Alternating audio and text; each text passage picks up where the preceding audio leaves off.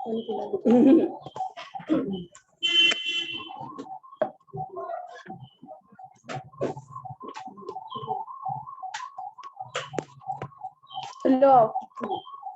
Video खोल। हाँ।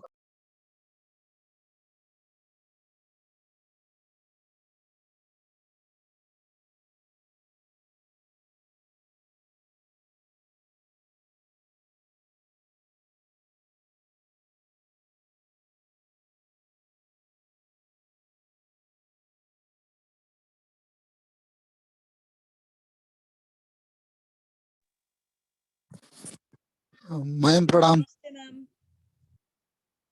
Ma'am आवाज नहीं आ रही है आपकी। गुड इवनिंग बच्चों। मैम प्रणाम मैम।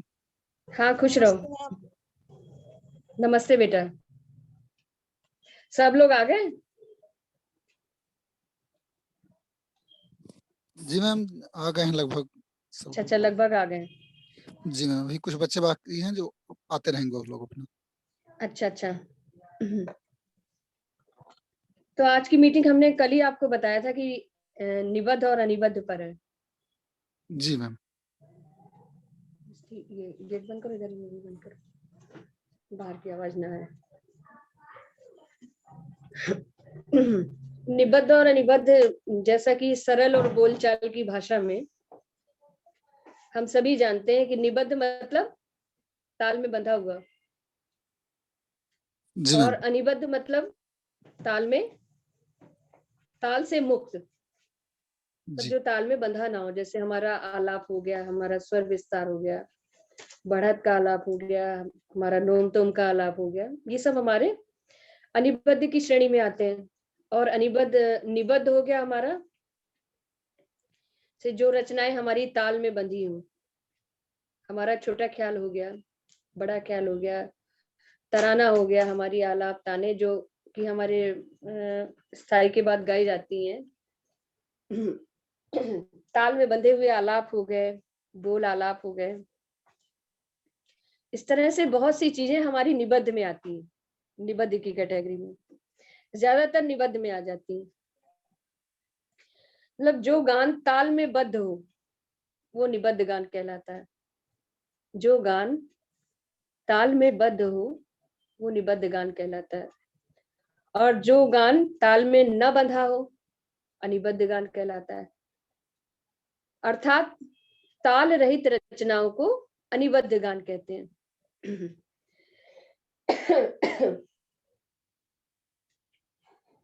मतलब जिसमें राग के नियमों में हम बंधे हैं, ताल में बंधे हैं, तो वो हमारा निबद्ध की श्रेणी में आ गया। और जिनमें हम ताल में नहीं बंधे हैं वो अनिबद्ध की श्रेणी में आ गया। तो जैसे प्राचीन समय में क्या होता था, निबद्ध गान के कुछ प्रकार थे, जैसे प्रबंध, वस्तु, रूपक आदि गायनों के प्रचार प्रचलित थे। और वर्तमान में निबद्ध के कौन कौन से प्रकार प्रचलित हैं? वर्तमान में अनिबद्ध के कौन कौन से प्रकार प्रचलित हैं, क्या बता सकते हैं? मैम आलाप है। मुक्त आलाप और मुक्त तान। नहीं, निबद्ध में मुक्त आलाप कैसे आ जाएगा? अच्छा हाँ हमने निबद्ध पूछा। अच्छा सॉरी, ध्रुपद, धमार, ख्याल, टप्पा, हाँ, ठुमरी, भजन, गीत। हाँ एग्जैक्टली, बिल्कुल सही।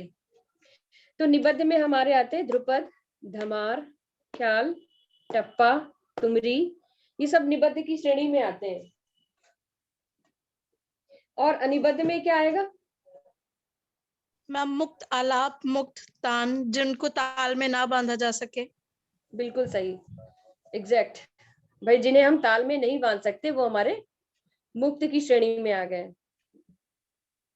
मैम जैसे हम लोग अपने राग प्रारंभ में पहले जो स्वर विस्तार गाते हैं उसे भी हम अनिबद्ध के अंतर्गत ही रखेंगे। हाँ बिल्कुल, जो भी हम स्वर विस्तार करते हैं उसे हम अनिबद्ध की श्रेणी में रखते हैं। निबद्ध में क्या था? प्रबंध, वस्तु, रूपक। प्रबंध के बारे में जानते हैं? मैम प्राचीन काली प्रकृष्ट रूपेण बंध प्रबंध को कहते हैं। हाँ, प्रकृष्ट रूपेण बंधा इति प्रबंधा। प्रकृष्ट रूप से बंधे हुए गायन को, मतलब उसमें गाने की सभी विशेषताएं हो, उसे हम प्रबंध, प्राचीन काल में प्रबंध गायन होता था। फिर उसके बाद वस्तु, वो भी ताल में बद्ध थी। फिर रूपक का गायन होता था। तो इस तरह से कई रचनाएं थी जो प्राचीन काल में निबद्ध के अंतर्गत आती है। इस तरह हमारी कई रचनाएं हो गई जो हमें उसके रूप में आती हैं, निबद्ध के रूप में।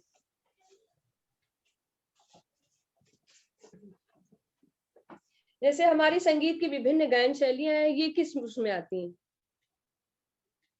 विभिन्न हमारी जो गायन शैलियां हैं मैम निबद्ध। हाँ, उत्तर भारत की जो हमारी गायन शैलियां हैं विभिन्न, वो निबद्ध के अंतर्गत आती हैं। हमारा जो प्रबंध गायन था उसके बारे में थोड़ा डिस्कशन कर लें, प्रबंध के उसमें। जी मैम।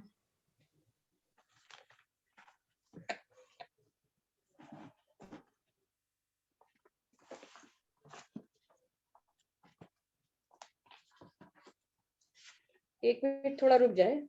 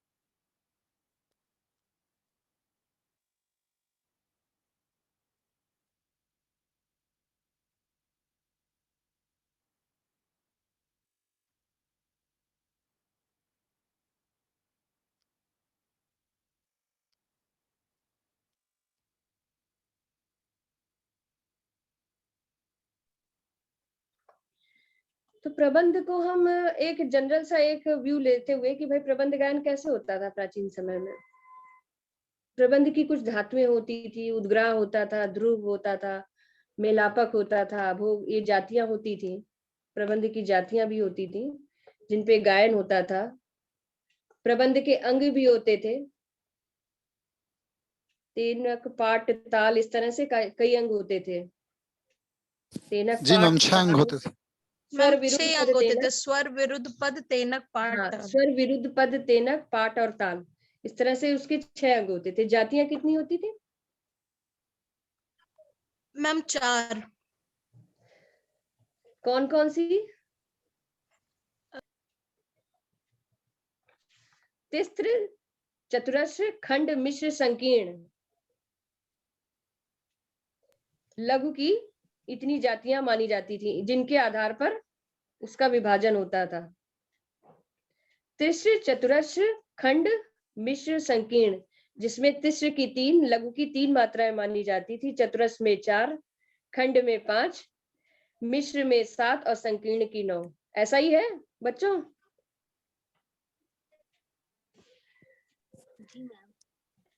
ये हमारा प्रबंध गायन हो गया। इसी में आगे वस्तु का गायन होता था और रूपक का गायन होता था। ये तो हमारा प्राचीन काल का हो गया। अब हमारा आधुनिक काल का है। ध्रुपद है, धमार है, टप्पा है, ठुमरी है।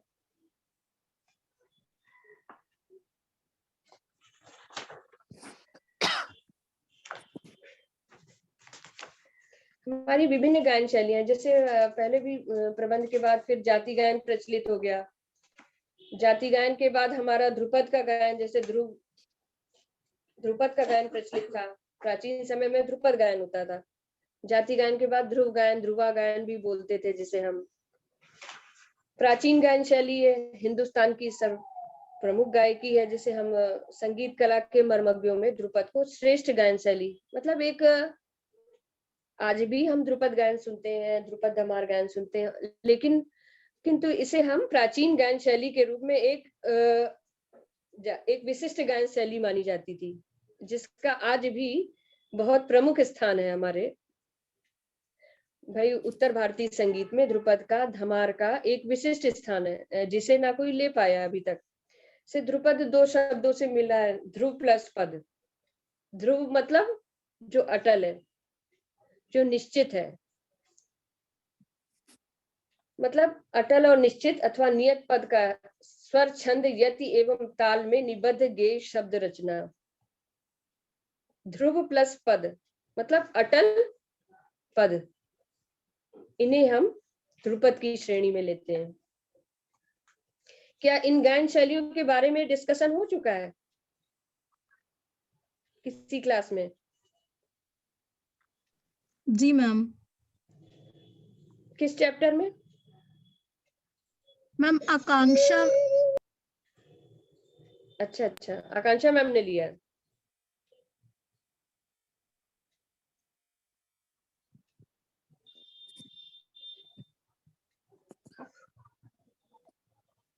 अच्छा, ध्रुपद शैली का आविर्भाव संस्कृत के ध्रुवा प्रबंध से मानते हैं। ध्रुपद शैली का आविर्भाव संस्कृत के ध्रुवा प्रबंध से मानते हैं। ध्रुव नामक प्रबंध में प्रयुक्त पद अर्थात सार्थक शब्द ही ध्रुव पद है, यानी कुछ निश्चित पद। ध्रुव माने अटल और निश्चित, कुछ निश्चित पद जो स्वर रचना में बांधे गए, निबद्ध किए गए, जिनका गायन प्राचीन समय से होता आ रहा है, उन्हें हम ध्रुपद की श्रेणी में रखते हैं। बहुत प्राचीन समय में बहुत से बड़े बड़े कलाकार हुए, वो ध्रुपद ही गाते थे। जैसे तानसेन हुए हमारे, कविवर जयदेव हुए, तानसेन के गुरुजी स्वामी हरिदास जी हुए, ये ध्रुपद आर्टिस्ट थे। श्रीमान बैजू बावरा जी हुए, ये सब ध्रुपद गाते थे प्राचीन काल के, ये ध्रुपद गायक थे। ग्वालियर नरेश राजा मानसिंह तोमर ने इस कला की विपत्ति काल में रक्षा की और इसे विकसित रूप प्रदान किया। आज भी ग्वालियर में मानसिंह तोमर यूनिवर्सिटी है, ग्वालियर में मानसिंह तोमर यूनिवर्सिटी है, जिसमें जो हमारे ये राजा मानसिंह तोमर हुए हैं, ध्रुपद का संरक्षण इन्होंने ही किया था, तो इन्हीं के नाम पे वहां पे राजा मानसिंह तोमर यूनिवर्सिटी बनाई गई। ध्रुपद का विकास प्रबंध गायन शैली के आधार पे हुआ है। भाई किस तरह हुआ? यानी प्रबंध गायन शैली से आई है हमारी ये रचना। आते आते प्रबंध गायन शैली अत्यंत जटिल हो गई थी, मतलब कुछ समय बाद प्रबंध गाना दुरू हो गया, तो लोगों को ध्रुपद जैसे रचना की गई, अच्छे शब्द हुए, अच्छा साहित्य रखा गया, उसमें संयोग श्रृंगार, वियोग श्रृंगार में गीत रखे गए और भक्ति प्रधान गीत रखे गए। तो इन्हीं गीतों में जैसे भक्ति प्रधान गीतों की प्रधानता हो, तो इस प्रकार ध्रुपद में अच्छा साहित्य रखा गया, तो ये शैली अपने समय की एक बहुत चरम पे पहुंच गई। ये शैली प्राचीन काल में निबद्ध गान थी, इसमें नोम तोम का आलाप निबद्ध में होता है।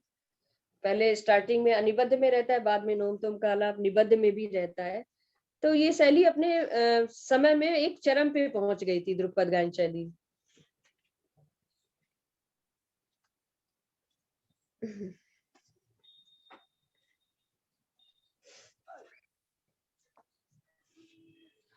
अठारहवीं सदी में भावभट्ट ने ध्रुपद के संदर्भ में संक्षिप्त वर्णन किया है,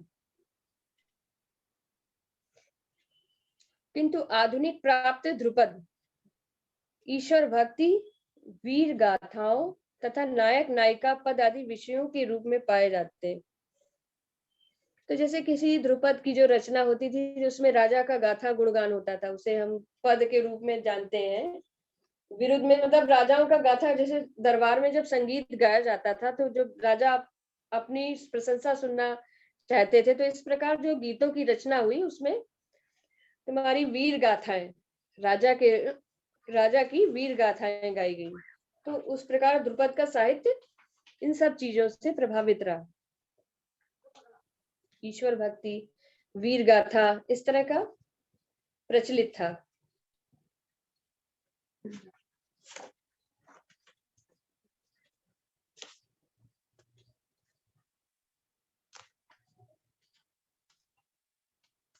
तो ध्रुपद के कितने भाग होते थे, क्या जानते हैं? मैम 4 मैम इस स्थायी अंतरा संचारी आभोग। हाँ हाँ, कुछ इस तरह से शायद जातियों के भी होते थे, या जो पहले गायन होता था प्रबंध में, प्रबंध गायन होता था तो उसमें भी इसी तरह से शायद होते थे कि स्थायी अंतरा, संचारी और आभोग। लेकिन क्या आज के समय में हम संचारी और आभोग गाते हैं? मैम नहीं गाते। नहीं गाते हैं, क्योंकि केवल स्थायी अंतरा, उसी में बोल बाट, उपज, हाँ हाँ लयकारियां यही सब गाते हैं। हाँ, आज के समय में हम नहीं गाते हैं। तो आज के समय में हम क्या गाते हैं ध्रुपद में, क्या क्या लयकारियां करते हैं? मैम बढ़त हुआ, उपज हुआ, यही सब गाते हाँ, बढ़त हुआ, उपज हुआ, आड़ की लयकारी भी लेते हैं। हैं। और जी जी मैम। हाँ, आड़ कर लेते हैं। और जैसे छोटे क्लासेस में तो दुगुन, तिगुन, चौगुन तक ही करते हैं, फिर उसके बाद हम लोग 6 गुण तक, 8 गुण तक, उसके बाद आड़। कभी बियाड़ गाई है? नहीं मैम। मैम नहीं गाई। बियाड़ ताल में लगानी सीखी है, बट गाई नहीं है। आड़ तो गाई है। आड़ गाई है, ध्रुपद में आड़ गाई है। एमए में सीखी थी और गाई भी थी। हाँ, शाबाश, वेरी गुड। आड़ हाँ हम जी। लोगों ने भी गाई बच्चों, लेकिन बियाड़ नहीं गाई है। मैम बियाड़ लिखना सीखा था कैसे लिखी जाती है, बट गाई नहीं है। कैसे लिखी जाती है बियाड़? मैम अभी बहुत तो याद नहीं है, लेकिन थोड़ा सा कंफ्यूजन है कि 5/4 होता है। नहीं, वो तो कुआर 3/4 होती है बियाड़। पौनगुन कहते हैं बियाड़ को। नहीं, तो सही नहीं है बच्चों, ये सही नहीं है। मैम क्या होती है फिर बियाड़? 7/4। ये बियाड़ हम कल बताएंगे, तुम लोगों को लिखना भी बता देंगे और बता देंगे किस तरह से करना है। ठीक है ठीक है ठीक है मैम, बता दीजिएगा। ये हम कल डिस्कस करेंगे, आड़ कुआड़ ओके। बियाड़। जी मैम मैम बियाड़ जी। तो 7/4 होती है। 7 में 4 होती, जी 7/4 जी मैम। 7/4 सवा गुण की लयकारी। मैम नहीं मैम, सवा 2.25 गुण की, मैम सवा गुण की लयकारी तो कुआड़ कहलाती है। हाँ, 2.25 गुण है बियाड़ मैम। होती है लयकारी पौन कुआड़ गुण है। की लयकारी। हाँ हाँ, और 2.25 गुण की लयकारी। जी मैम, जी मैम। पौने, और हाँ, 2.25 गुण एग्जैक्ट। की लयकारी।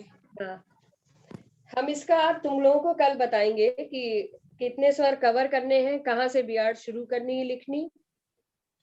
जी मैम जी।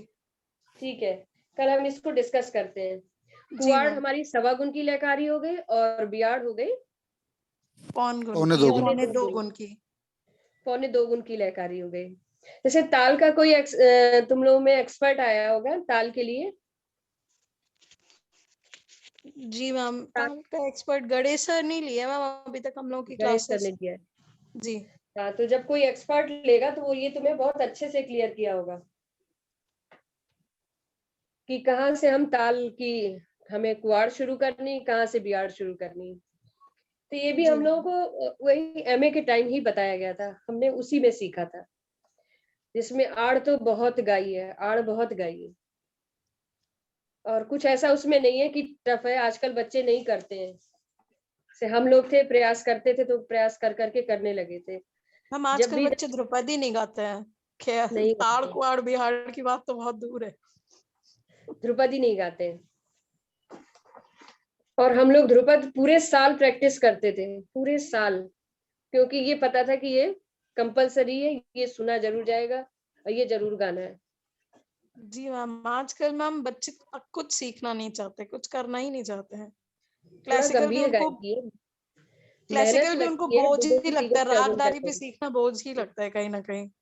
बस हाँ, बॉलीवुड ही गाना चाहते हैं। पर वो तो पूरी तरह संगीत नहीं है ना, बॉलीवुड नहीं गा के बिल्कुल आप भी एक नहीं। कोई, नहीं वो पूरा संगीत तो नहीं है। जैसे अभी तुम लोग हो, तुम पॉप भी गा लोगे, तुम फोक भी गा लोगे, तुम गजल भी गा लोगे, तुम उसको बॉलीवुड भी कॉपी कर लोगे, तुम फिल्मी भी कॉपी कर लोगे। तो क्लासिकल हम हमारे अंदर एक ऐसी क्षमता डेवलप करता है इसमें हमारी कोई तारीफ नहीं, क्योंकि तारीफ ही क्लासिकल म्यूजिक की है। ये हमें सर्वगुण संपन्न बना देता है। क्लासिकल का बच्चा कुछ भी गा सकता है, कुछ भी गा सकता है। जी मैम। करते प्रैक्टिस में हो। जी मैम। हाँ, कोई भी गजल भी आराम से गाएगा, भजन भी आराम से गाएगा, कुछ भी गा लेगा, दादरा ठुमरी सब कुछ गा लेगा। थोड़ा सा रियाज में हो और इन सब चीजों को करता रहा हो।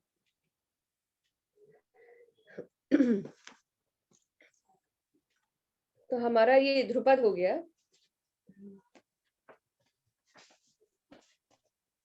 से ध्रुपद की प्रकृति क्या रहती है? मैम गंभीर प्रकृति की गायन शैली है। हाँ हाँ, गंभीर गायन शैली है। इसमें गमक का प्रयोग ज्यादा से, कहते नहीं आज की जनरेशन क्यों भाग रही है भाई, दम लग रही है, शरीर से दम लगानी पड़ती है, आसानी से तो तुम नहीं गा पाते हो भाई। कितना गमक का प्रयोग है ध्रुपद में, कितना जबरदस्त प्रयोग है। नोम तोम के आलाप में गमक का प्रयोग है, तो करते करते तो उतना आसान नहीं हो पाता है बच्चों के लिए। और आजकल बच्चे रियाज करना भी नहीं चाहते। एक और फैक्ट है, जिस हिसाब से रियाज हम लोगों के टाइम था, उतना रियाज आज के बच्चे नहीं करना चाहते। जी मैम। वो अच्छा गाना तो चाहते हैं, लेकिन उतना रियाज नहीं करते।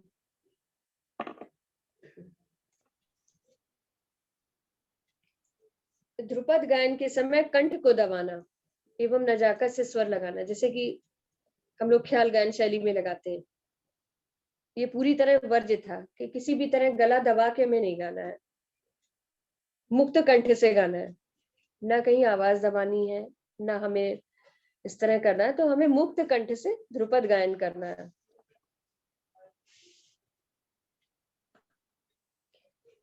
ध्रुपद गायन श्रृंगार रस में करुण, वीर, वात्सल्य आदि में सभी रसों की अभिव्यक्ति की जाती है। मतलब श्रृंगार में है, करुण में है, वीर में है, वात्सल्य रस में, इस तरह से रहा। वीर रस के भी और भक्ति रस के भी कई गीत ध्रुपद में गाए जाते थे। ध्रुपद के गीत भक्ति रस में और वीर रस में गाए जाते थे। से नोम तोम का उच्चारण किया जाता था, कि ध्रुपद में नोम तोम का आलाप किया जाता था। से बोल बनाओ था, बहलावा था, इस तरह से बोल बना के विभिन्न विभिन्न लयकारियों में ध्रुपद को प्रस्तुत करते थे।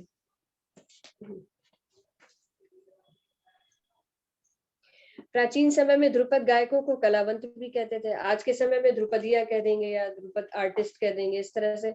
लेकिन प्राचीन समय में जो ध्रुपद आर्टिस्ट होते थे उनको कलावंत कहा जाता था। मियां तानसेन जी बहुत बड़े ध्रुपद कलाकार थे, और तानसेन जी के गुरुजी सम्राट उनके तानसेन जी के गुरुजी स्वामी हरदास जी, वो भी ध्रुपद के बहुत बड़े कलाकार थे, ध्रुपद ही गाते थे और स्वांता सुखाए के लिए गायन करते थे। कि एक बार जब हुई थी वो एक कि भाई सम्राट अकबर ने तानसेन जी से पूछा कि भाई कि कोई तुमसे भी अच्छा गाता है क्या? तो उन्होंने कहा भाई हमारे गुरुजी गाते हैं स्वामी हरदास जी के लिए, कि क्या कोई तुमसे भी सुंदर गा सकता है? अकबर के दरबार के नवरत्नों में से एक थे तानसेन जी। तो बोले हाँ हमारे गुरुजी गाते हैं। तो जब एक बार वो गायन कर रहे थे अपना, तो ये लोग छुप कर सुनने गए कि भाई ये तो बहुत अच्छा गाते हैं, ये क्यों इतना अच्छा गाते हैं, इतना सुंदर ये इनका गायन है, कि इतना सुंदर गाते हैं कि मतलब सुन के हमें तो बहुत अच्छा लगा। सम्राट अकबर बोले, तो तानसेन जी बोले कि भाई मैं दरबार में आपकी खुशी के लिए गाता हूँ, ये अपनी खुशी के लिए गाते हैं, इसलिए इनका कंठ इतना मधुर है, इनका गायन इतना अट्रैक्टिव है, इतना मतलब आकर्षक है कि कोई भी बंध जाता है। तो ध्रुपद गायन की कितनी शैलियां थी।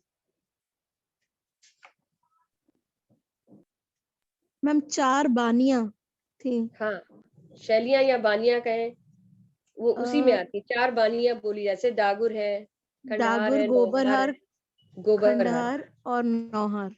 नौहार 4 है। तो ये इस तरह की इनकी राजा गुबरहार, फौजदार खंडार, दीवान डागुर, बख्शी नौहार। इन्होंने इसका एक कैटेगराइज भी कर दिया, राजा गोबरहार, फौजदार खंडार, दीवान डागुर, बख्शी नौहार। आशय ये है कि गोबरहार बानी राजा के समान है और खंडार बानी सेनापति के समान। खंडार बानी सेनापति के समान है, डागुर मंत्री और नौहार बानी कोषाधिकारी के समान है। इन बानियों को उन्होंने कैटेगराइज भी कर दिया। जोर जोर से खंडार गावे, जोर जोर से खंडार गावे, मधुर बोल को नौहार लेवे। सास बड़ी है गोबरहार की, आलापचारी है डागुर की। मतलब इन लोगों के गाने का ढंग कैसा था, जैसे खंडार वाणी के लोग जोर जोर से गाते थे। गंभीर गायन तो था ही कि भाई जोर से ताकत लगा के गाना था, उसको गमक को भी ताकत से लगाना था। मधुर बोल को नौहार ले गए। नौहार वाणी के जो गायक होते थे, ध्रुपद गायक, वो मधुर बोलों को लेते थे। सास बड़ी है गोबरहार की, आलापचारी है डागुर की। डागुर वाणी के लोग आलापचारी में अभ्यस्त होते थे।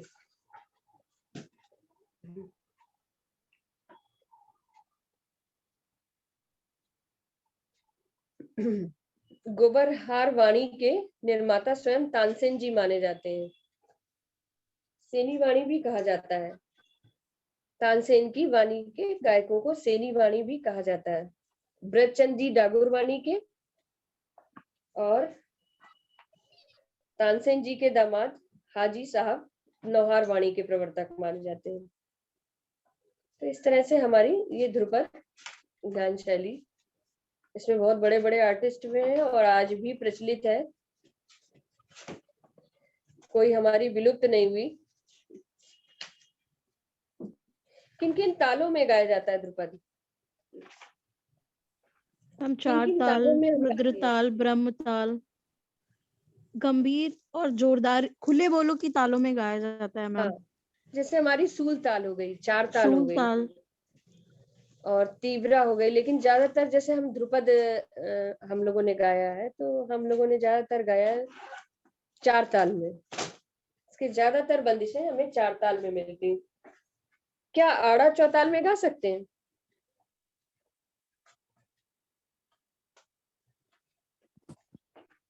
मैम कभी सीखा नहीं और कभी नहीं सीखा, क्योंकि ये थोड़ा टफ पड़ती है बच्चों को। तो आड़ा चौताल में की बजाय सूल ताल में ध्रुपद गाया है, हम लोगों ने गाया है, सूल ताल में भी गाया है। और उसमें तीव्रा ताल भी है, लेकिन तीव्रा में बहुत जैसे 7 मात्रा की रहती है, तो ज्यादातर हम लोगों ने चार ताल में ही गाए। जी मैम, चार ताल ही ज्यादा प्रचलन में है। हाँ, चार ताल ही ज्यादा प्रचलन में है।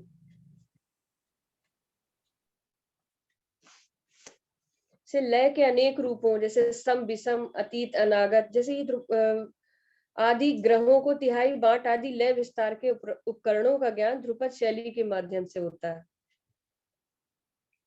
अतीत अनागत क्या है? सम विषम अतीत अनागत, लय के अनेक रूप है। सम विषम, सम यानी हमारी जो सम से शुरू हो रही है वो सम से हो गई, और जो मैम ताल के 10 प्राण होते हैं, उसमें जो ग्रह वाला पार्ट होता है ये उसी के प्रकार है। हाँ, अतीत अनागत। नहीं मैम, अतीत तो जो जैसे अतीत का मतलब ताल सम। के 10 प्राण पढ़े हैं? जी मैम, अतीत का मतलब सम निकल जाने के बाद। अनागत का मतलब गीत का प्रारंभ करना। अनागत का मतलब सम से पहले गीत का प्रारंभ करना। हाँ, एग्जैक्ट। सम से पहले गीत का प्रारंभ करना अनागत में आएगा, और सम निकलने के बाद गीत शुरू करना अतीत कहलाएगा, क्योंकि मैम अतीत मतलब बीता हुआ, तो जब सम बीत गया उसके बाद गीत का प्रारंभ करना। ठीक है, एग्जैक्ट। ग्रह, ग्रह क्या है? हम ऐसे डेफिनेशन तो बहुत अच्छे से याद नहीं है, बट पढ़ा है। ग्रह जहां से हम रचना का प्रारंभ करते हैं, शुरुआत करते हैं, जी मैम, वो ग्रह स्वर कहलाती है। या जहां से हमने रचना शुरू की वो ग्रह कहलाती है। जहां से ग्रह मतलब पकड़ना, रचना की शुरुआत करते हैं, वो ग्रह कहलाता है। तिहाई बांट, 3 बार चक्कर लेके आने के बाद तिहाई, जैसे तिहाई हम लेते हैं, सम पे आने को तिहाई बाट कहते हैं। ब्रह्मताल जैसे कुछ भाई ब्रह्मताल भी ध्रुपद की मानी जाती है, लेकिन ये सब प्राचीन काल में ही ध्रुपद इनमें गाए जाते थे। आधुनिक समय में 4 ताल और सूल ताल इन 2 तालों में गाए जाते हैं। आसानी से बच्चे गा बजा रहे हैं और यह बड़े बड़े कलाकार भी गाते बजाते हैं।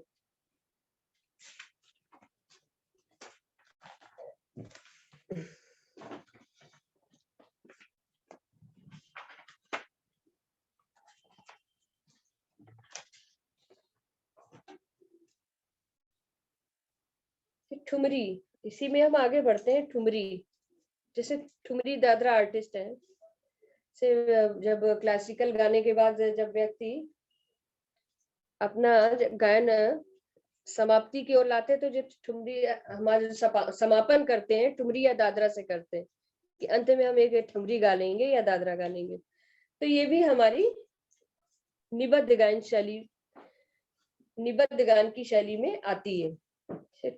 ठुम प्लस री, ठुम ठुमकने का द्योतक है और री मतलब अंतरंग सखी से अपनी बात कहने का द्योतक है।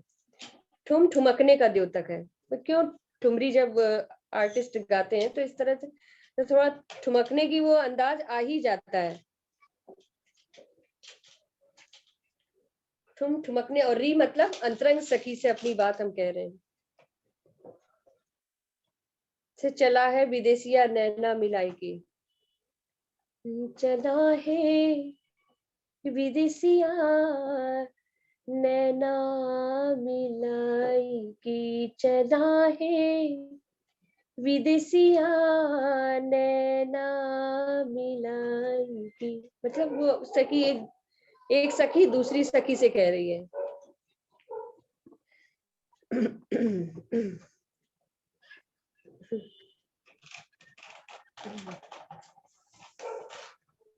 ठुमरी में शब्द और स्वर दोनों परस्पर पूरक हैं। ठुमरी कोमल भावनाओं की प्रतीक है। ठुमरी में क्या है, हमारी जो कोमल भावना है, उन्हीं कोमल भावनाओं को हम शेयर करते हैं। उन कोमल भावनाओं को सखियां आपस में उसको शेयर करती हैं। रूप का लप्ति की भूरी मनोहर रंगिया, काकू का मर्म स्पर्शी प्रयोग, मुर्की खटका झटका मींड दर्द पुकार, भाव के अनुकूल स्वरों का लगाव इसकी कला पक्ष की विशेषता है। अर्थात ठुमरी अंकी संगीत की एक विशेष शैली है जो सर्वथा रोमांटिक म्यूजिक या कैशिकी कही जा सकती है।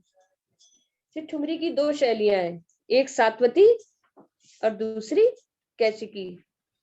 सात्वती मतलब क्लासिकल और कैशिकी मतलब रोमांटिक म्यूजिक। हाँ, तो ठुमरी में क्या है, जैसे पुराना साहित्य जो भक्ति प्रधान हुआ वो हमारी क्लासिकल उसमें आ गया। हमारा भक्ति प्रधान साहित्य हो गया, ईश्वर की उपासना हो, उसमें ईश्वर के गीत हो। या दूसरा पक्ष आ गया इसका कैशिकी, जिसमें वो रोमांस हो। फिर लिखी लिखी पाती बलम तो है हारी, काहे लगाई बड़ी बेर सावरिया। ऐसे भैरवी में है ये ठुमरी। काहे लगाई बड़ी बेर सावरिया, काहे लगाई बड़ी बेर, लिखी लिखी पाती बलम तुहे हारी, लिखी लिखी पाती बलम तुहे हारी, नैन नींद गवाई रे सावरिया, काहे लगाई बड़ी बेर। ये जो ठुमरी है ये किस तरह से प्रधान हो गई? श्रृंगार रस। श्रृंगार रस में। तो ये श्रृंगार रस। वियोग श्रृंगार हाँ, रस। वियोग हाँ, श्रृंगार। वियोग में अपनी बात कह रही है। तो जब ये पहले जब हम लेते हैं तो ये इसमें कौन सा ठेका चलता है? मैम दीपचंदी। दीपचंदी चलता है, और इसमें कुछ दादरा बाद में जब लग्गी लड़ी लगती है तो तब वो कहरवा दादरा लगाते हैं मैम। हाँ, कैरवा लगाते हैं। तो ये चीज आप लोगों को मालूम है? कभी ठुमरी गाई है बच्चों? नहीं मैम। नहीं गाई। और किसी ने? मैम गाई तो नहीं है, बट हाँ सीखी थी एक बार। अच्छा, मतलब ऐसे सीखी है। परफॉर्म नहीं करी है, लेकिन हाँ सीखी थी एक बार थोड़ी सी। कभी भी मौका लगे तो जरूर सीखना, बहुत अच्छी गायन शैली है। मैम स्टार्टिंग में आजकल लय शालिनी थोड़ी- मैम की वर्कशॉप में सीख रहे हैं। अच्छा अच्छा, सीख रहे हो। हाँ ठुमरी मैम सिखा सुनते रही हैं, बट हाँ ठुमरी दादरा ये सब की वर्कशॉप ले रही है मैम। लेकिन नेट इशू रहता है मैम, तो आधा कटता है आधा आता है। वोकल तो जाके ही सीखने की चीज है। हाँ हाँ हाँ, एग्जैक्ट। वोकल हमेशा जब हम गुरु के सानिध्य में रहते हैं तो ऑफलाइन भी तो हो रही है वर्कशॉप।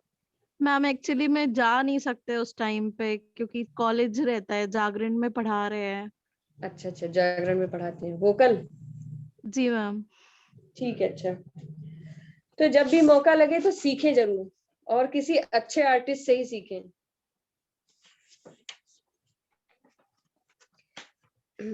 क्योंकि यहाँ पे जैसे कानपुर में जैसे मैडम ही है शायद ठुमरी सिखाने में, बाकी और तो शायद कोई है नहीं।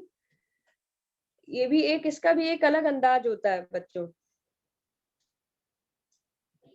मैम एक यूनाइटेड में सर थे रमाकांत, उनका नाम मुझे याद नहीं है, काफी रमाकांत एजेड है। द्विवेदी।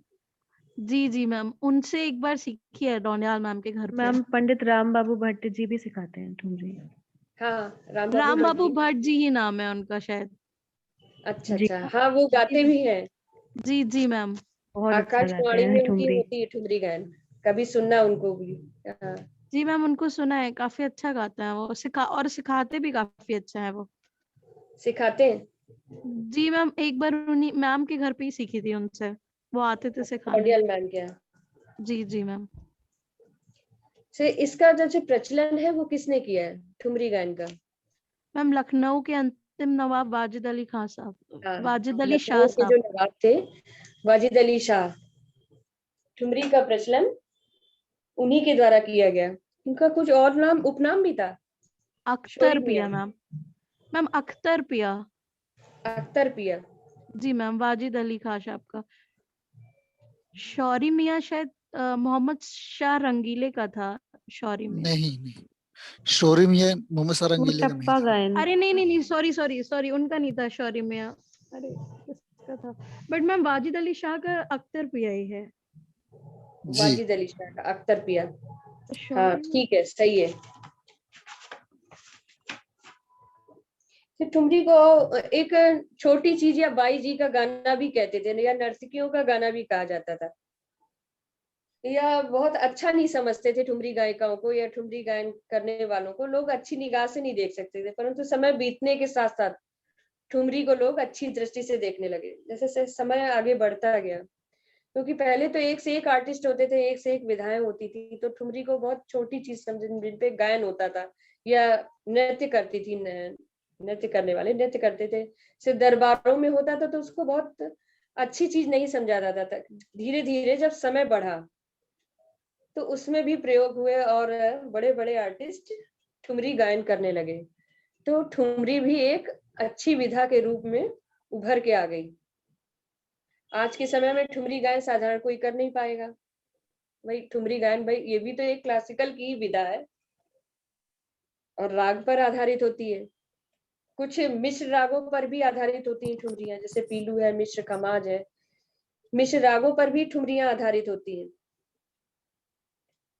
तो ठुमरी शब्द उत्तर भारत की सभी भाषाओं जैसे हिंदी, पंजाबी, गुजराती में ठुमरी, सिंधी में ठुमरी, इस तरह बंगला में ठुमरी इत्यादि, मतलब हिंदी का मूलतः शब्द है ठुमरी। हिंदी भाषा का मूलतः शब्द ठुमरी है।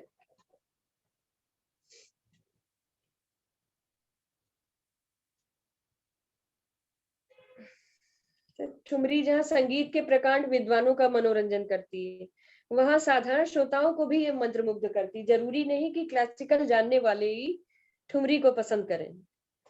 एक आम नागरिक को भी ठुमरी आकर्षित कर लेती है और प्रिय लगती है, और जिसे व्यक्ति आसानी से गा सकेगा उस विधा को बहुत पसंद करेगा।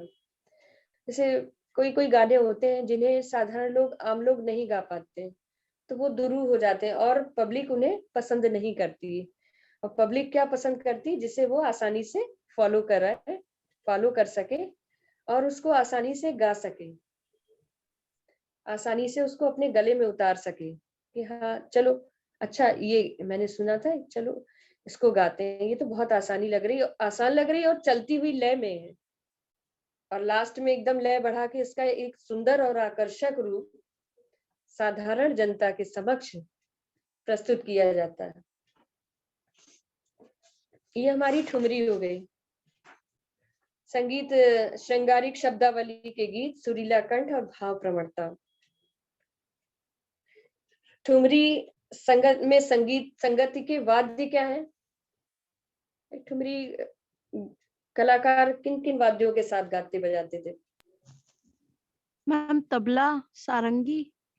हाँ, प्रमुख वाद्य सारंगी है। सारंगी है, तबला है, तानपुरा है, हारमोनियम है। इन वाद्यों पे गाते थे ठुमरी। और श्रोतागण?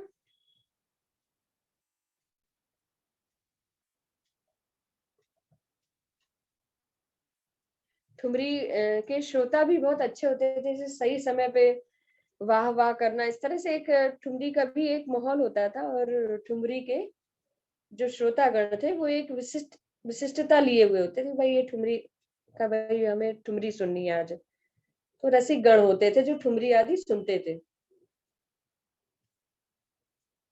एक समय ऐसा भी आया जब भारत में ठुमरी मात्र वेश्याओं के द्वारा ही गाई जाती थी। एक टाइम ऐसा आ गया था। वेश्याओं द्वारा अंगीकृत किए जाने के कारण सभ्य समाज इसे हे दृष्टि से देखने लगा।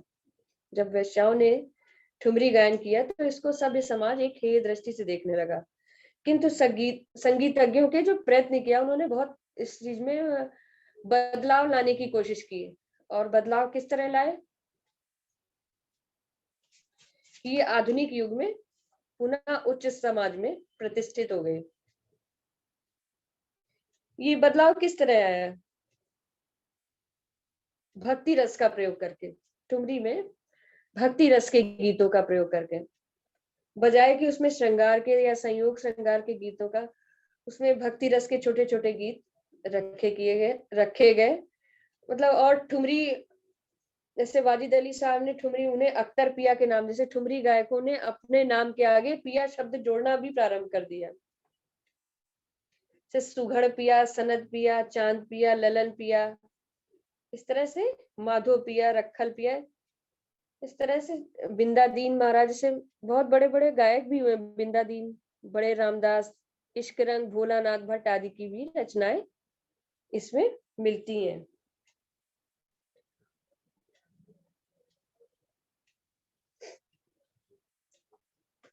कहाँ की ठुमरी बहुत लोकप्रिय है? किन्हीं दो स्थानों की है, जैसे मैम बनारस की ठुमरी, लखनऊ की और पंजाब की। मिर्जापुर बनारस की और लखनऊ की पूर्वांग के लिए प्रसिद्ध है।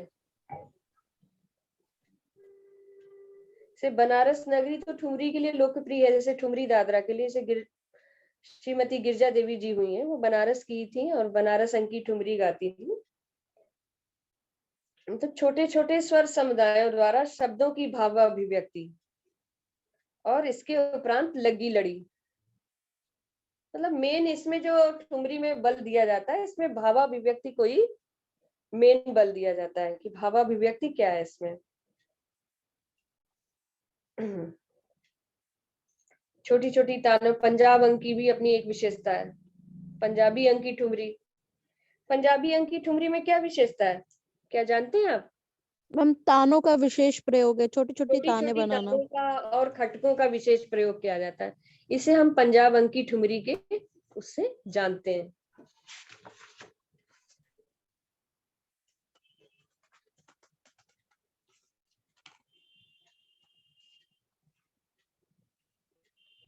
रुहेलखंड क्षेत्र कौन सा है? जैसे बरेली हुआ, ये रुहेलखंड में आता है।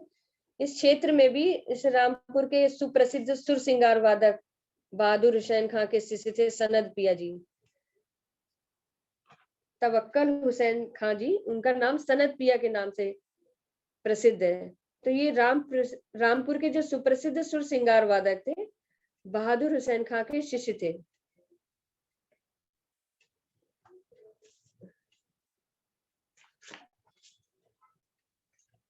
प्रमुख ठुमरी गायकों, कुछ गायकों के नाम जानते हैं?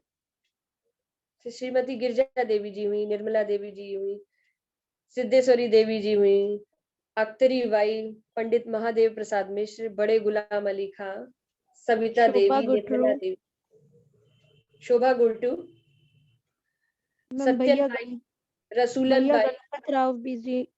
हाँ, भैया गणपत राव जी, इनकी भी ठुमरी विशेष प्रसिद्ध है। पंडित लक्ष्मी शंकर जी, नैना देवी जी, इस तरह से मतलब ठुमरी गायिकाएं लेडीज में ज्यादा रही हैं।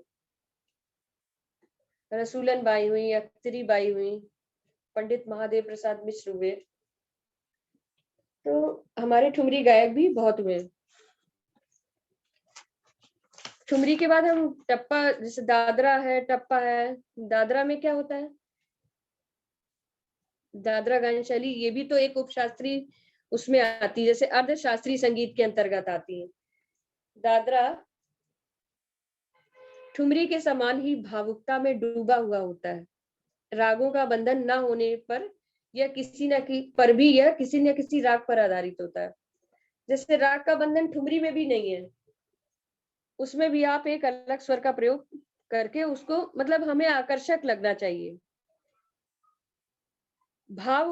हमारे भाव प्रकट होने चाहिए। मेन इसका जो उद्देश्य है वो भाव प्रकट करने पे विशेष जोर देता है, और दादरा ताल में ही इसका गायन होता है। कोई दादरा सीखा हुआ है? जी मैम, मैंने सीखा था MI में। दादरा कुछ गाओगे? मैम पूरा तो याद नहीं है, एक आखिर लाइन वही याद है, शुरू कोशिश वाला। करो। हाँ,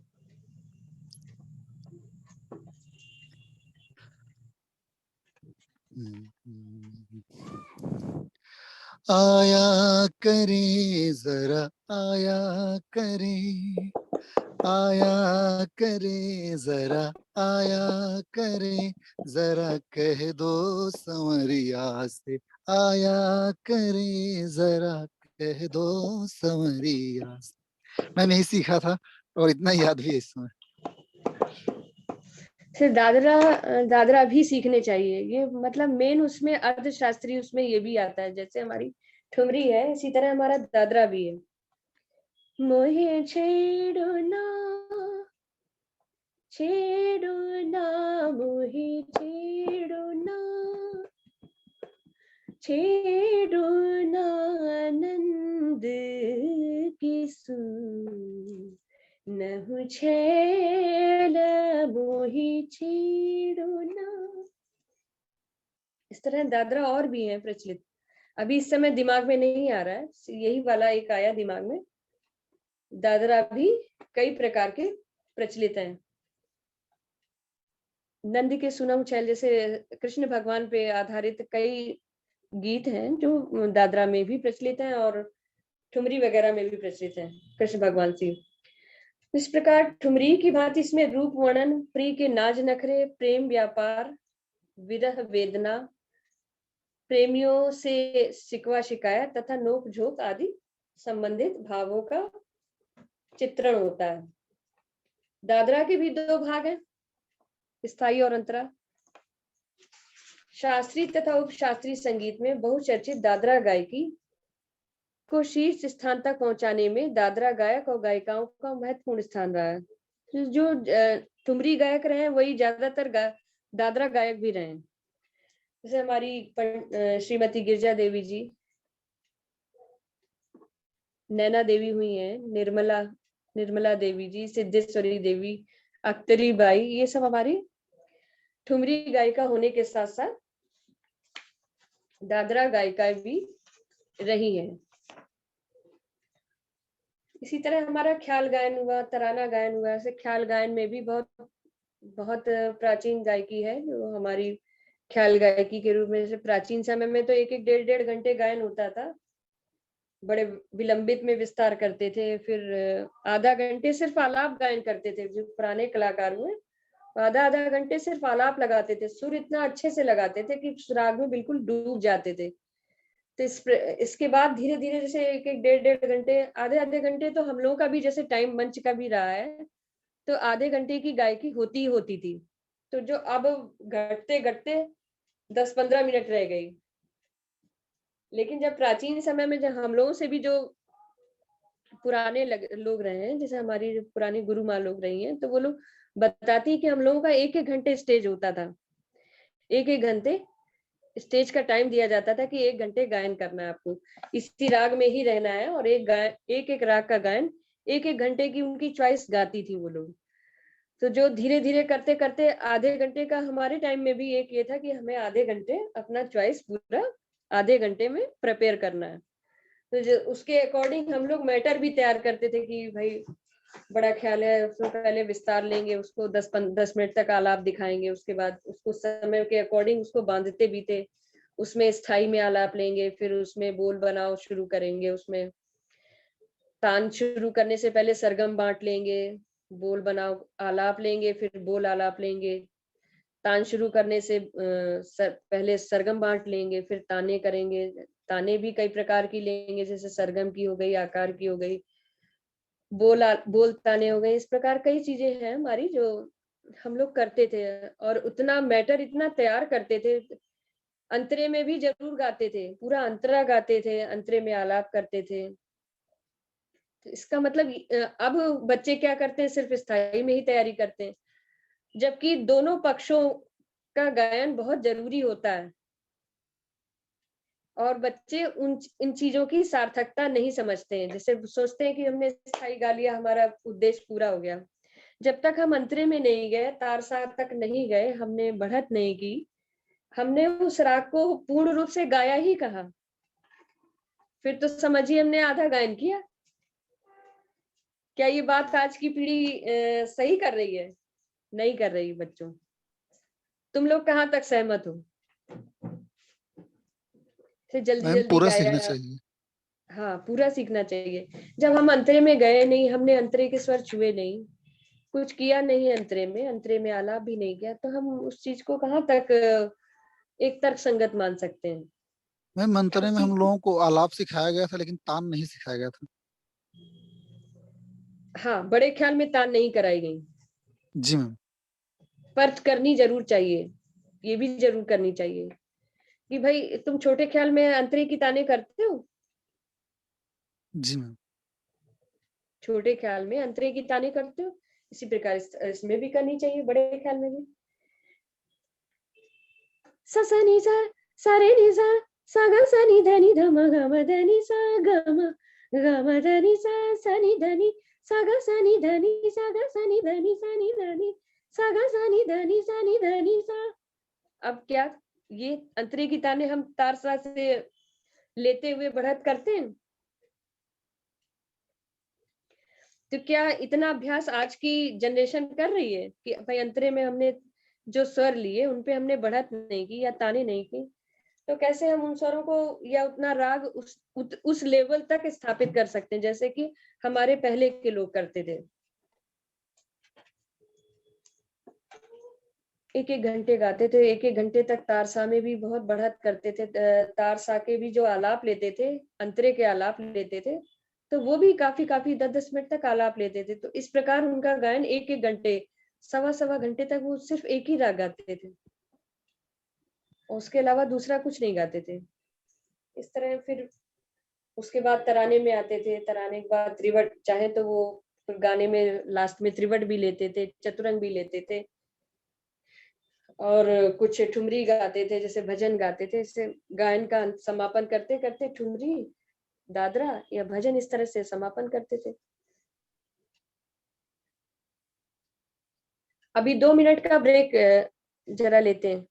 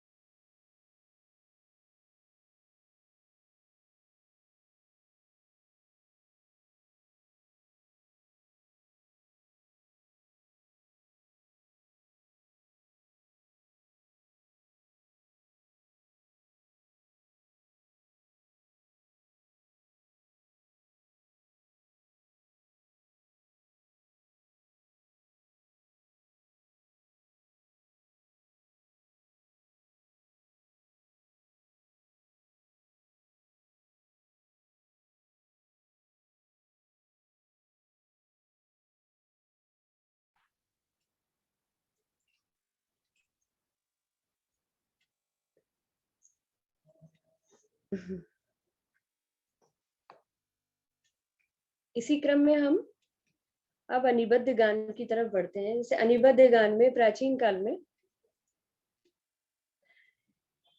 काल में अनिबद्ध गान के क्या क्या प्रकार प्रचलित थे? प्राचीन काल रूप में आलाप, रूपकालाप, आलाप्ति गान। रागालाप, रूपकालाप और आलाप्ति गान। जी मैम। प्राचीन काल में अनिबद्ध गान के रूप थे रागालाप, रूपकालाप और अनिबद्ध गान और आलाप्ति गान। तो रागालाप क्या है? राग के स्वरों का विस्तार, जिसमें राग के 10 लक्षणों का प्रयोग किया जाए, वो रागालाप कहलाता था। से ग्रह, अंश, तार, मंद्र, अल्पत, बहुत, षाड्वत, औडवत्व। ग्रह, अंश, तार, मंद्र, न्यास, अपन्यास, अल्पत, बहुत, षाड्वत और औडवत। इन 10 नियमों का जहां पालन होता था वह रागालाप की श्रेणी में आता है।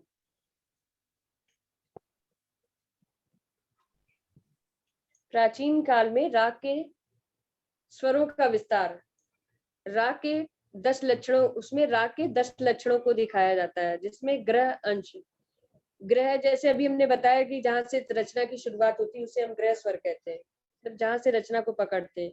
ग्रह, अंश, अंश मतलब वादी स्वर जी को अंश मतलब स्वर भी कहते हैं। जी मैम। मतलब जैसे राग प्रधान स्वर। जी में वादी स्वर प्रधान स्वर होता है, उसे हम अंश स्वर भी कहते हैं। ग्रह, अंश, तार, मंद्र, जैसे कोई कोई रचना हमारी तार में चमकती है, कोई मंद्र में चमकती है। जैसे दरबारी मंद्र और मध्य में चमकता है, इसी तरह सोहनी हमारा तार में चमकता है। तब राग के इन नियमों का पालन किया जाता है। तार, ग्रह, अंश, तार, मंद्र, अल्पत्व, बहुत, मतलब किसी स्वर का कम प्रयोग किया जा रहा है और किसी का बहुत प्रयोग किया जा रहा है। औडवत, षाड्वत्व, औडवत किसी राग में 5 स्वरों का ही प्रयोग किया जा रहा है और किसी में 6 का प्रयोग। जब इन नियमों, इन 10 लक्षणों का पालन किया जाता है, राग में इन 10 लक्षणों का पालन किया जाता था, तो ये जो रागालाप है, ये प्राचीन समय में अनिबद्ध गान की श्रेणी में आता था। इसी में रूपकालाप, इसी में आगे बढ़ने पे हमारा एक आता है रूपकालाप। रूपकालाप क्या है? यह प्राचीन आलाप विधि का दूसरा प्रकार था। रूपकालाप प्राचीन आलाप विधि का दूसरा प्रकार है। इसमें रागालाप के सभी लक्षणों का पालन तो होता ही था, किंतु प्रबंध के धातुओं के समान रूपकालाप के खंड करने पड़ते थे, जो रागालाप में नहीं होता था। रागालाप में गायक को आलाप के पूर्व उस राग की व्याख्या करनी पड़ती थी, उस राग के बारे में बताना पड़ता था, किंतु रूपकालाप में ऐसा करने की आवश्यकता नहीं पड़ती थी, क्योंकि वह स्वयं शब्द एवं ताल रहित प्रबंध के समान शब्द और ताल रहित, ना उसमें शब्द थे न ताल थी, तो तभी वो अनिबद्ध की श्रेणी में आता था। ना ही रूपकालाप में शब्द होते थे, ना ही ताल होती थी, इसीलिए वह प्राचीन आलाप विधि का दूसरा प्रकार माना जाता है। अनिबद्ध गान के अंतर्गत आलाप विधि का दूसरा प्रकार माना जाता है। तो ये दूसरी सीढ़ी थी हमारी रागालाप के बाद। इसी में आगे बढ़ते हैं तो हमारा आता है आलाप्ति गान। रूपकालाप के बाद आलाप्ति गान का स्थान आता है। इसमें भी राग के सभी नियमों का पालन करते थे। अनिबद्ध गान का तीसरा आलाप होता था आलाप्ति गान। इसमें भी राग के नियमों का पालन करना होता था और वो करने के साथ साथ ही इसमें तिरोभाव आविर्भाव भी दिखाते थे।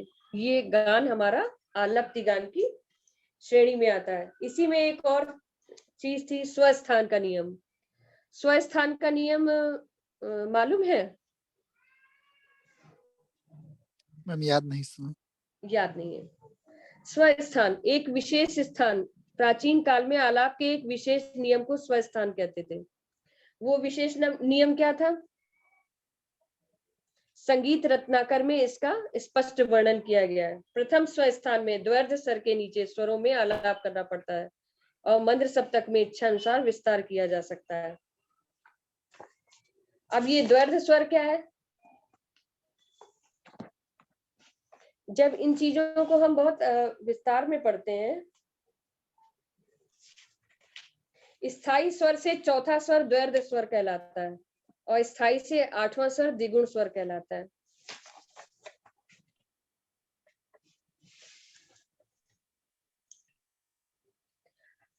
आलाप का स्वस्थान नियम के अंतर्गत आलाप करने के 4 स्थान माने जाते थे। उस आलाप के 4 स्थान माने जाते थे। स्थायी स्वर, इसे अंश स्वर भी कहते हैं, अर्थात प्रारंभ स्वर होता था। इसका चौथा स्वर द्वैर्ध कहलाता था। स्थायी स्वर के 8वें स्वर को द्विगुण स्वर कहते हैं। द्वैर्ध और द्विगुण के बीच में जो स्वर है उसे अर्ध स्वर कहते हैं। द्वैर्ध और द्विगुण के बीच में जो भी स्वर आते थे उन्हें हम अर्ध स्वर कहते हैं। तब आलाप करने के वो 4 स्थान माने जाते थे। एक हुआ हमारा स्थायी, और स्थायी से चौथा स्वर द्वैर्ध हो गया, और स्थायी से 8वां स्वर द्विगुण हो गया, और बीच में जो स्वर आए वो अर्ध स्वर कहलाए। तो ये आलाप करने का स्वस्थान का नियम है। जो स्वस्थान के नियम का आलाप कहा जाता है उसमें उसके 4 स्थान माने गए हैं, और 4 स्थान में पहला जो स्वर है स्थायी स्वर, जिसे अंश स्वर भी कहते हैं, जहां से गायन प्रारंभ होता था। और स्थायी स्वर का से 4 स्वर आगे द्वैर्ध और 8 स्वर आगे द्विगुण। स्थायी स्वर से चौथा स्वर द्वैर्ध हो गया, और स्थायी स्वर से 8वां स्वर द्विगुण कहलाया, और इन स्वरों के बीच जो भी स्वर आए वो अर्ध स्वर कहलाए। इस टेबल के बीच जितने भी बीच में स्वर आए वो अर्ध स्वर कहलाए। ये हमारा स्वस्थान के आलाप का नियम हो गया। इसमें जो 4 स्वर स्थान माने गए, स्थायी, द्वैर्ध और द्विगुण, और बीच में जो स्वर आए उन्हें अर्ध स्वर की श्रेणी में रखा गया। ये आलाप का स्वस्थान के नियम का आलाप कहलाया। ये क्लियर है? जी मैम। ठीक है। कोई कंफ्यूजन हो तो फिर से दोबारा पूछ सकते हैं।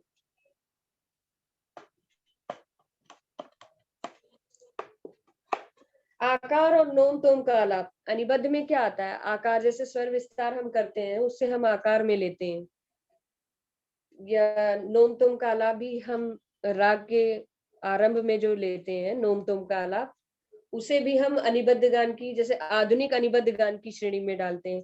ये अभी तक तो हम जो बात कर रहे थे वो प्राचीन अनिबद्ध गान की थी, रागालाप, रूपकालाप, आलाप्ति गान और स्वस्थान का नियम। ये हमारे प्राचीन काल के अनिबद्ध गान के अंतर्गत आते हैं। क्या क्या आते हैं प्राचीन अनिबद्ध गान के अंतर्गत? प्राचीन अनिबद्ध गान के अंतर्गत क्या क्या कौन कौन से आलाप आते हैं? नहीं, रागालाप, रूपकालाप, रागालाप, आलाप्ति गान, स्वस्थान नियम। रागालाप, रूपकालाप, आलाप्ति गान और स्वस्थान का और नियम। स्वस्थान के नियम का आलाप। स्वस्थान के नियम का आलाप कोई बता सकता है? जी मैम। मैम स्थायी स्थायी, चरणों में। द्वैर्ध, द्विगुण और अर्ध स्वर, इसके 4 होते थे शाबाश, वेरी गुड। पार्ट। इसके जो 4 मेन पार्ट हैं, 4 जो मुख्य स्थान है, इस स्वस्थान के नियम के 4 मुख्य स्थान माने गए हैं। स्थायी स्वर, द्वैर्ध स्वर और द्विगुण, और इसके बीच में जो स्वर आए वो अर्ध स्वर। इन पर आलाप किया जाता था, इन स्वरों पर आलाप किया जाता था, बढ़त की जाती थी। इस प्रकार ये स्वस्थान के नियम का आलाप अनिबद्ध गायन का प्रमुख प्रकार माना जाता था प्राचीन समय में। ये हमारा स्वस्थान के नियम का आलाप। और आधुनिक समय में जैसे आकार में आलाप होते हैं, जैसे गायन के प्रारंभ में आकार में ले रहे हैं, गायन के बीच में भी लेते हैं तो वो निबद्ध गायन में आ, जैसे बंदिश के बीच में लिया, और बंदिश से पहले लिया तो वो हमारा अनिबद्ध आलाप के उसमें आ जाता है, अनिबद्ध गान के अंतर्गत। इसी में नोम तोम के आलाप भी आते हैं। जैसे आज के समय में हम लोग कभी कभी ध्रुपद में तो ज्यादातर अधिकतर ही लेते हैं, ध्रुपद की शुरुआत में नोम तोम का आलाप, उसमें हम नोम तोम, अनंत, हरि, नारायण आदि शब्दों का प्रयोग करते हैं। तो ये हमारा अनिबद्ध आलाप, नोम तोम का अनिबद्ध आलाप अनिबद्ध गान की श्रेणी में आता है। तो ये आज का हमारा अनिबद्ध और निबद्ध और अनिबद्ध का सेशन रहा। इसमें कोई भी कंफ्यूजन हो, कोई भी क्वेरी हो, आप पूछ सकते हैं। क्लियर है सबको? जी मैम। Yes ma'am. और कोई क्वेरी हो, जैसे कोई चीज समझ में ना आई हो तो उसको डिस्कस कर सकते हैं। जैसे आलप्ति गान है, रूप का आलाप है, रागालाप है। तो ये भी खैर बहुत से, जैसे रागालाप में क्या हमारे 10 नियमों का पालन कर, वो 10 नियम कौन कौन से हैं? ग्रह, अंश, न्यास, अपन्यास, अल्पत, बहुत, औडवत, षाढ़वत, मंद और तार। मंद और तार। वेरी गुड, शाबाश, रटा पड़ा है बच्चों को। तो इन राग के नियमों का पालन तो सारे ही आलापों में लगभग किया जाता रहा है। इन राग के नियमों का पालन से रूप का लाप में भी किया जाता रहा है। फिर रागालाप के बाद रूप का लाप, लेकिन रूप का लाप शब्द और ताल रहित होता था, इसीलिए वह आलाप गायन की,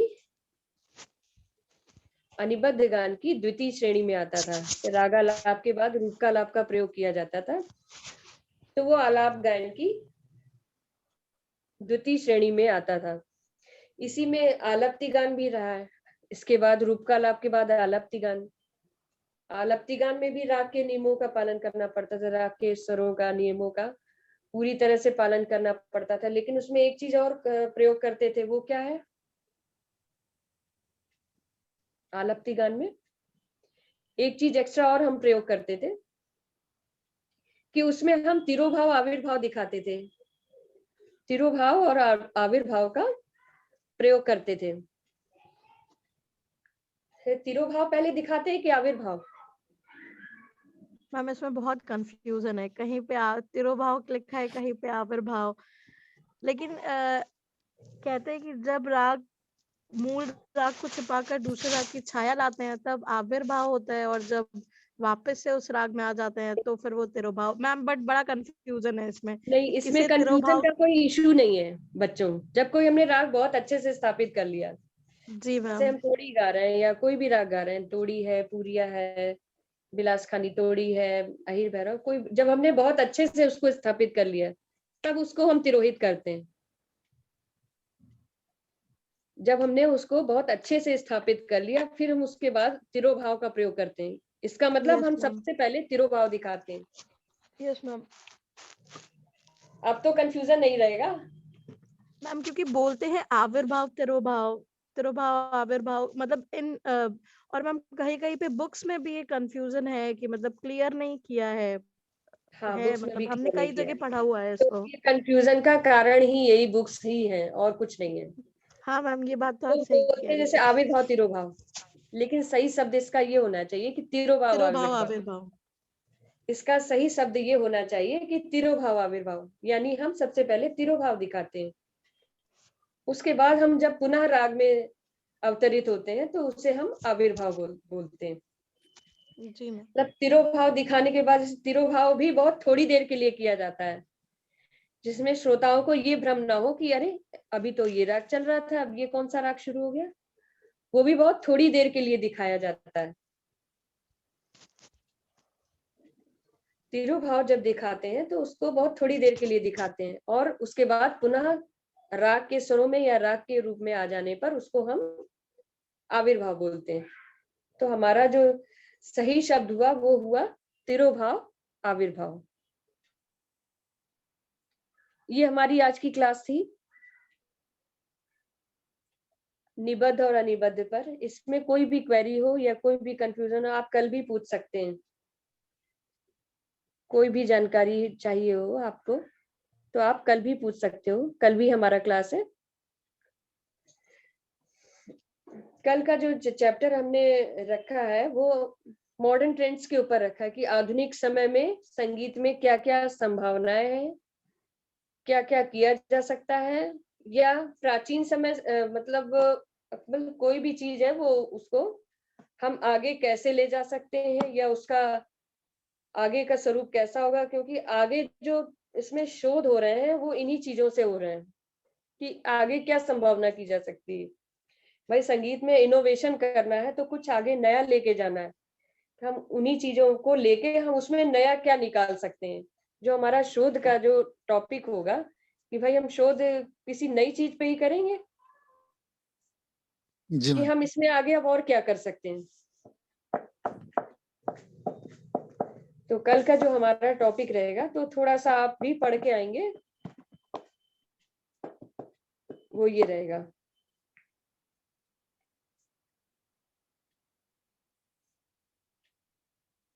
कल हम जिस टॉपिक पर बात करेंगे वो मॉडर्न ट्रेंड्स इन म्यूजिक, कि भाई म्यूजिक में किन ट्रेंड्स का आधुनिक समय में किन चीजों का हम पालन करें या किन चीजों को लेके आगे आए।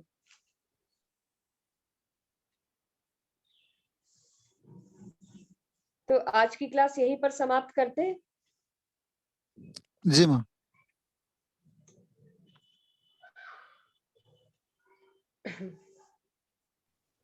नमस्ते आज की मैम। क्लास यहीं तक रखते हैं बच्चों, कल मिलते हैं 3:30 पर। ठीक है जी मैम। मैम। थोड़ा सा ओके, तैयारी प्रणाम। करके आएंगे और अभी भी कोई क्वेरी हो तो आप पूछ सकते हैं। नहीं मैम, समझ में आ गया। ठीक है। ठीक है जी मैम। मैम, नमस्ते मैम। हाँ, ओके प्रणाम ओके, मैम। मैम। खुश रहो।